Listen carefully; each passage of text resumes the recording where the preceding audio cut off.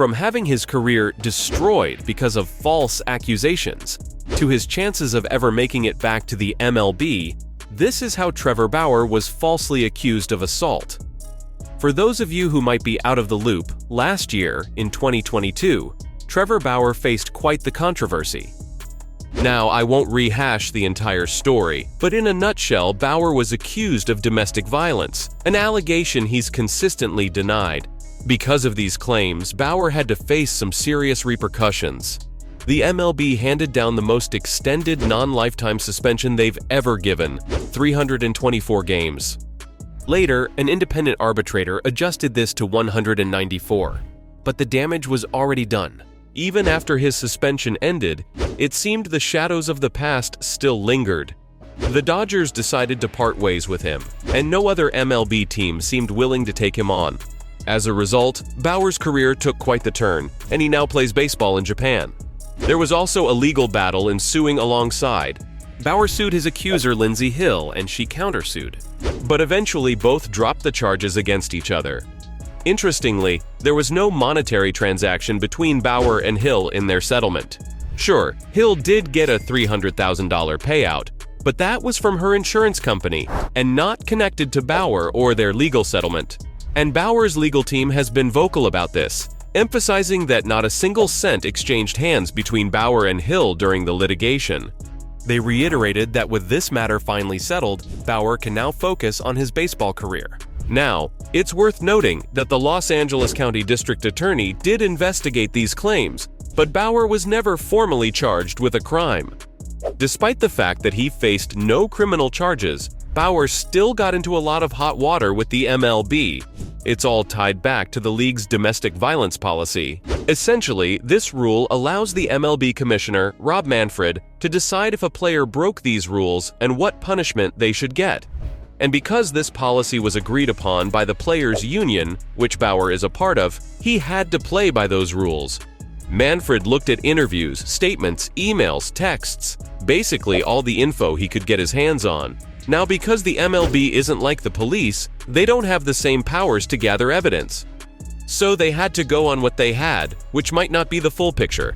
But that's often how things go with private company investigations. Bauer, not surprisingly, wasn't happy with the decision. He and his union even appealed the suspension, saying that the MLB didn't have enough to pin him. An arbitrator later stepped in and reduced his suspension, but it was still a massive hit. To put things in perspective, Bauer lost out on a whopping $37.5 million from his big contract because of this suspension. Now, after reaching the settlement, Trevor recently uploaded a video on X where he shared texts and videos that he says show he was set up. He's super critical of Hill in this video, saying she hid important info that would have helped him, and pointed out again that even though Hill's team tried to settle things, he didn't give her any money.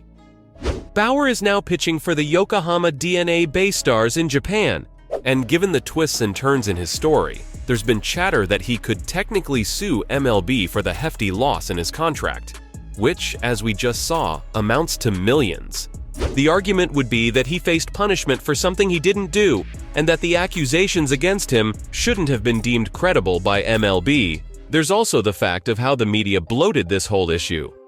Some outlets, like USA Today and Insider, were quick to amplify the accusations against Bauer without giving as much weight to his side of the story. But what took the cake was the Athletics piece on this situation. They reported, based on some medical records, that there were signs of a skull fracture.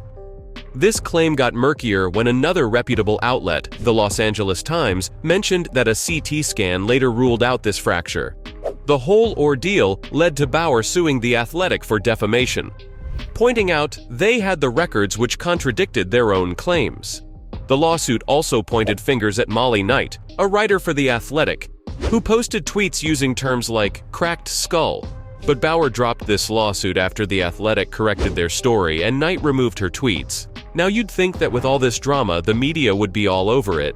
But weirdly, many big outlets haven't really touched on the texts and videos Bauer released recently, especially in light of the recent settlement. We've all seen how, with the rise of the #MeToo movement, the conversation around sexual misconduct has amplified, and that's a great thing. However, with this increased attention, there seems to be a trend in the media that is concerning. Instead of reporting on allegations neutrally, some media outlets seem to jump to conclusions before the complete story unfolds. With Bauer's case, there's been a sense that he was judged and convicted in the court of public opinion before any official decision was made. And what's especially interesting here is the inconsistency. While some figures are immediately declared guilty by the media, others seem to get a pass, or at least less aggressive scrutiny, depending on the narrative a media outlet wishes to follow. You see, it's essential to remember that accusations of sexual misconduct are severe, and they can forever change the lives of everyone involved. We should absolutely take them seriously. However, it's equally crucial to ensure that every individual gets a fair chance to present their side of the story, and they shouldn't be deemed guilty just based on media portrayal. But here's the thing. There are still other accusations against Bauer. These come from an Arizonian who says that Bauer held a knife to her throat and did some pretty terrifying things. But Bauer hasn't been arrested or charged in connection with these claims. He's not sitting back either. He's firing back with his own lawsuit, arguing that this is all an attempt to extort money from him. Now the question is, if Bauer gets cleared of these allegations as well, can he return to the MLB? I mean, the man put up some impressive numbers with the Baystars, a 10-4 record with a solid 2.76 ERA. But, and this is a significant but, these numbers need a bit of context. According to some sharp minds over at UC Berkeley, if we take that 2.76 ERA from Japan and transplant it to the MLB, it inflates to around 4.7. With the MLB average resting at 4.33 last season, that puts Bauer above average, but not stellar.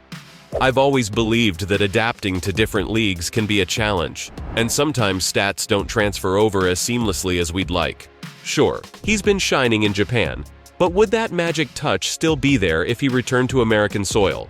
While Bauer's ban was lifted in December, paving a potential road back to the big leagues, it's not that simple. After his historical suspension, the LA Dodgers decided it was best to cut ties with Bauer, and honestly, I can't say I blame them. Their statement made their stance clear, and reading between the lines, it felt like a team wanting to distance themselves from controversy and focus on the sport. And in an era where team dynamics and public image are so crucial, it's tough for teams to welcome back players surrounded by such intense scrutiny, regardless of their on-field talent. But it's not just the organization that's giving Bauer the cold shoulder. His teammates, the very guys he shared a locker room with, aren't exactly rallying behind him. I mean, reports suggest the majority of players don't want him back. If the LA Times is right and no teammate is willing to speak about him or defend him, that speaks volumes. People who've played team sports must know how crucial locker room dynamics are. But in the middle of all this chaos, Bauer seems set on moving forward. His recent social media video was a testament to his resilience, or maybe his desire to control the narrative. He's focusing on playing the game and connecting with fans, which in a way is commendable. But, and I'm just putting it out there, will any MLB team take the risk of having him in their bullpen given everything that's happened? To wrap up, this entire Bauer saga is a testament to the times we live in. Talent on the field sometimes becomes secondary to off-field incidents. Reputation, media portrayal, and public sentiment can shape a player's career as much as their ERA or batting average. As for Bauer's return to the MLB, it's anyone's guess. Personally, I think it's going to be a tough road ahead, with many bridges to rebuild. So, from his chances of ever making it back to the MLB, to having his career destroyed because of false accusations, this was how Trevor Bauer was falsely accused of assault.